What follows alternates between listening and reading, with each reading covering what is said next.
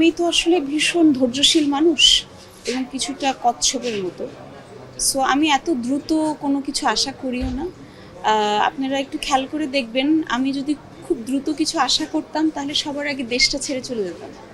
So আমি দেশটা ছাড়িনি, কারণ আমি বাংলাদেশের মানুষের উপর ভীষণ বিশ্বাস রাখি। আমি রাজনীতির অত দল এসব আমার মাথার মধ্যে কোনো কিছু কাজ করে না। যেটা সত্য সেটার সাথে আমি থাকবো, আর সেটা যে সময়ে হোক নাই কেন। সো আমি বাংলাদেশের পক্ষের মানুষ এবং বাংলাদেশের সাধারণ মানুষের উপর আমার অনেক ভরসা। সো সেই ভরসায়ও আমি এখনও থিয়েটার করে যাচ্ছি, এখনও এখানে আছি, কারণ আমি জানি যে আমাকে সাপোর্ট করার মানুষ হয়তো বা 100 জন, কিন্তু সেই 100 জন মানুষ বাংলাদেশকে ভীষণ ভালোবাসে।